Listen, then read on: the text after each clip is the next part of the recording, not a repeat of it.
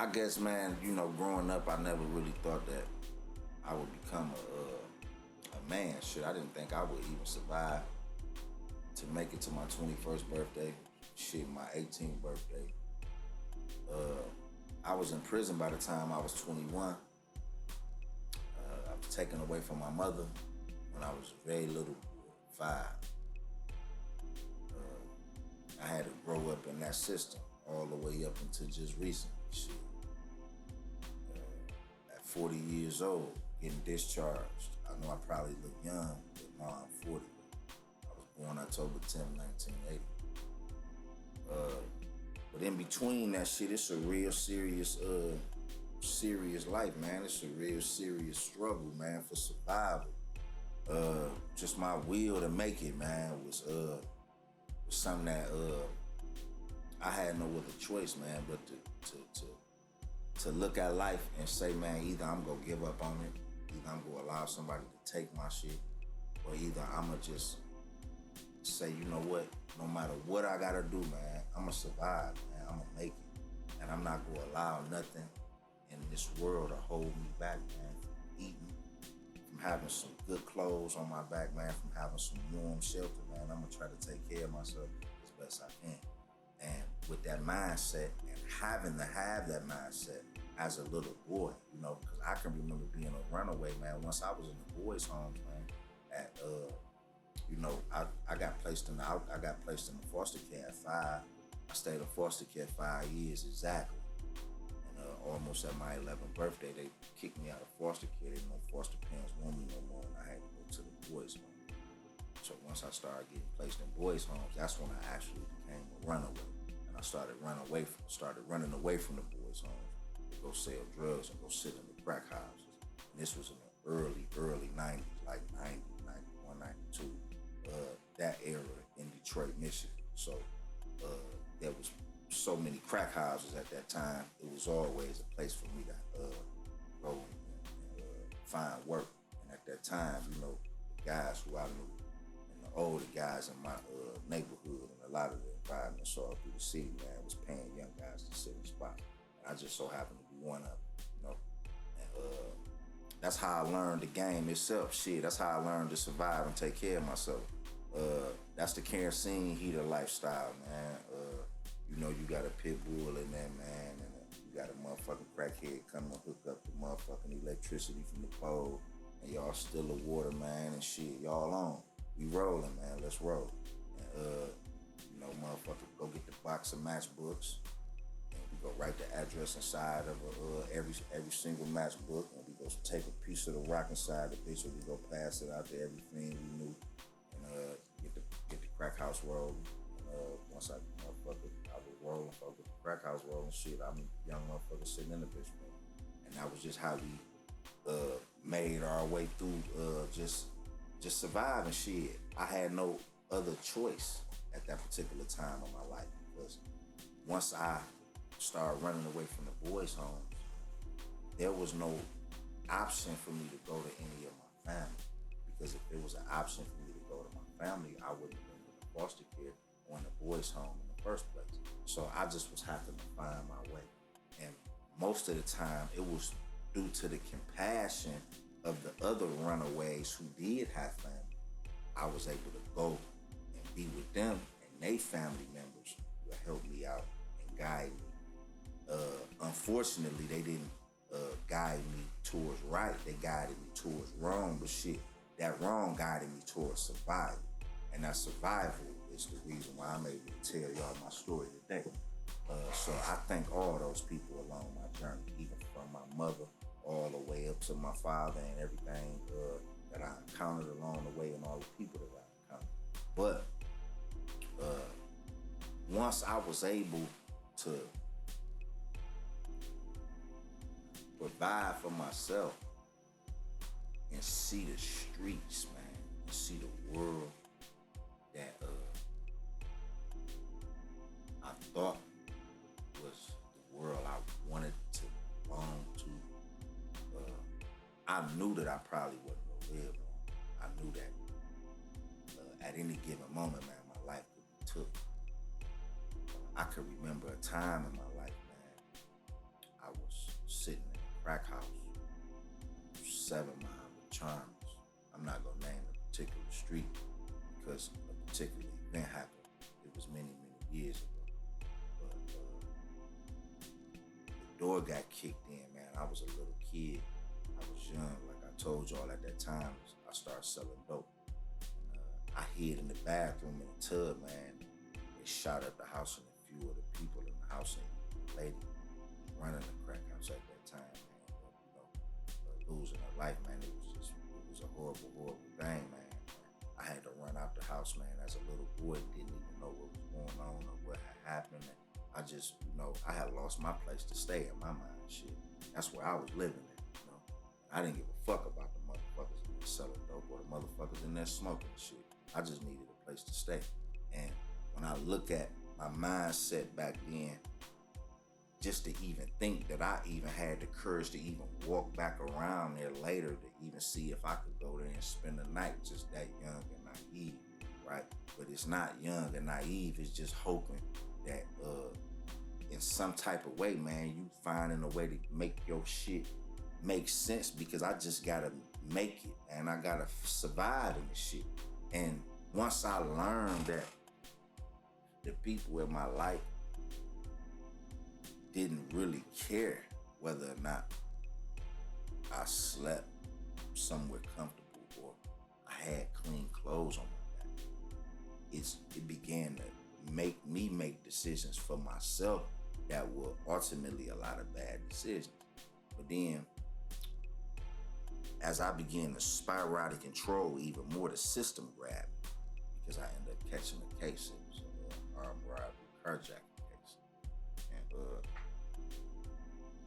it was only by the grace of God that the people didn't pick me out in the lineup. But by me being already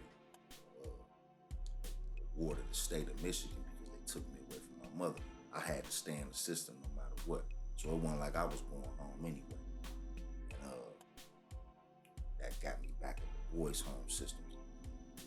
And as a result of that, it was kind of a blessing, because getting back into the boys' home systems got me back in contact with my actual family. I was able to be around them momentarily. My big cousins and my uncle and a lot of my other people, man, we got kind of reconnected during that time when I was in my later teenage years, right? But at that time, man, I was already out of control, so it wasn't nothing my family could do or say or even guide.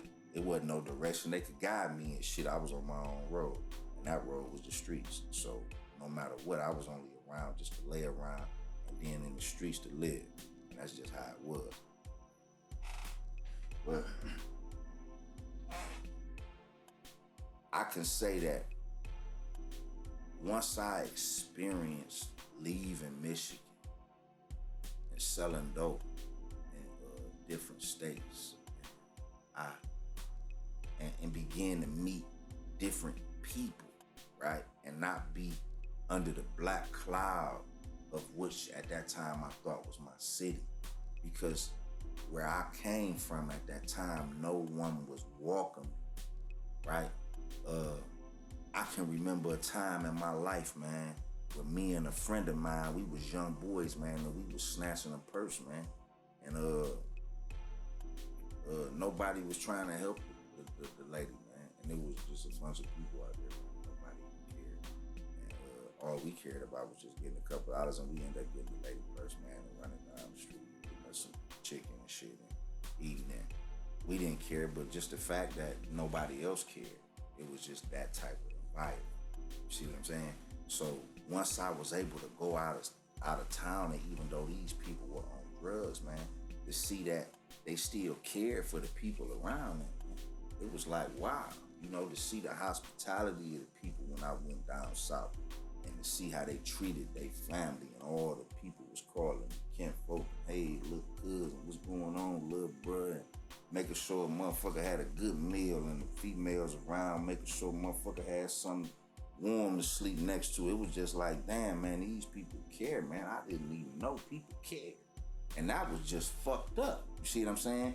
And so even in the midst of me being in the streets, man, and traveling and being in the midst of Rome, man, that's how I got connected to the world, man, and learning that it was motherfuckers that actually had a pulse. Because I didn't think motherfuckers had one based on where I was from. Because like I said, didn't nobody care about nobody. And I just felt like that personally. So I didn't feel like I was gonna survive or I was gonna make it. There was many times in my life I had many close calls, man. I felt bullets whistling past my head, man. Many times. And I made it, I survived. But it was only because I knew in my heart of hearts, man, that if I did die, man, that God was gonna be taking something from this world that is meaningful, man. Because I truly do have a story to tell. Since I was a little boy, man, I made music. I made beautiful music. Ever since I was young, when I was in the foster care system, man, I used to put the radio on the jazz station, man, and I just vibe out to the jazz. But I could remember when I was a little kid, it was a rapper named K Solo, and he got a brother named Redman. He's a real big celebrity, I guess, in the rap world or whatever. But I actually met his brother. I was a little boy in foster home, man, and my foster brother had picked him up from the airport, and they came outside, man, let me rap to him.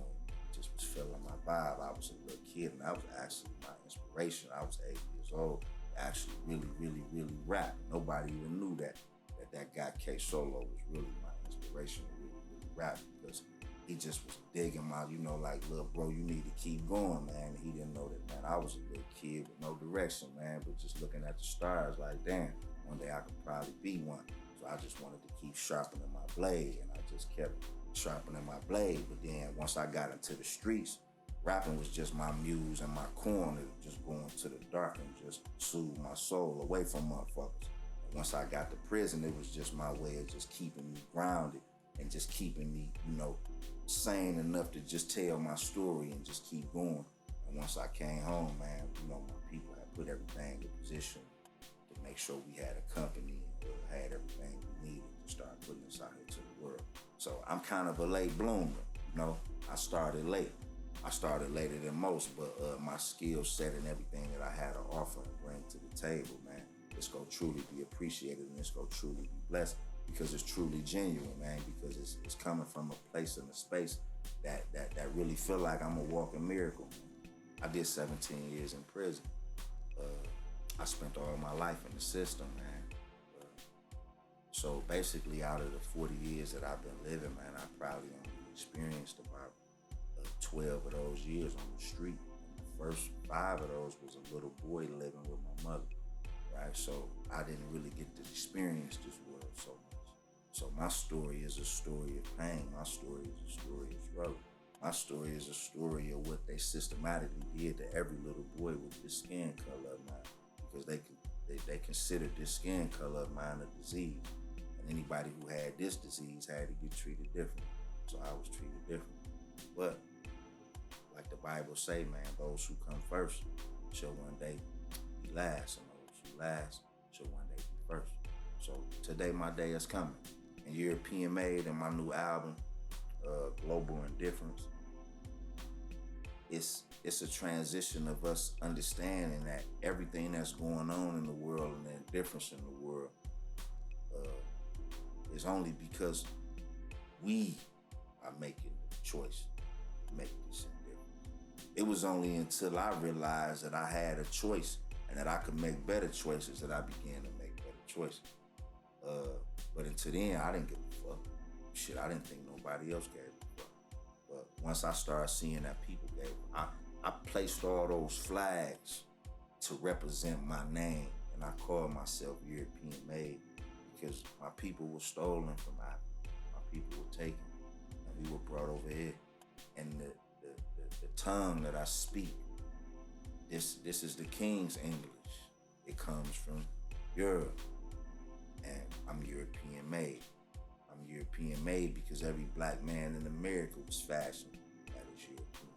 And we all European made in some shape, form, or fashion. But as a result of that, I'ma let it be my blessing. And I'm gonna let it be my blessing because all my fallen ancestors and everybody that had to go through what I had to go through, either on this soil or on that soil, I will reign supreme and glorious and victorious, and allowing my people to see that we all can shine. And I will allow my music to do that. And through my music, if you listen to it, you will see and you will hear that we will be victorious. And that's why my new album is called Global Indifference. And that global indifference is just me going through everything that we dealing with in life. So when you listen to the album, you go listen to all facets of life. It's just what it is. Love is love, man. I feel like everything that we do in life should be dedicated to love. I feel like if we don't have something that we can grab a hold to, if we don't have something that we can truly believe in, if we don't have something that we can truly love and call our own, we would never ever flourish, and we would never ever truly become a people. And for me, right, European Made is not just me as a person. It's all of my people. And until we love all of each other, until we come together collectively and we guide each other collectively, then we won't come out of this systematic slavery. We'll all be fucked up. And I'm just trying to come out of that cycle. So what I'm representing is this gift that I have been given from God, this music, so I can give my struggle to the world and they can understand that, man, all of us not bad people. And that what I bear, it's not a curse, it's a blessing. I appreciate y'all. It's my 10 minutes again.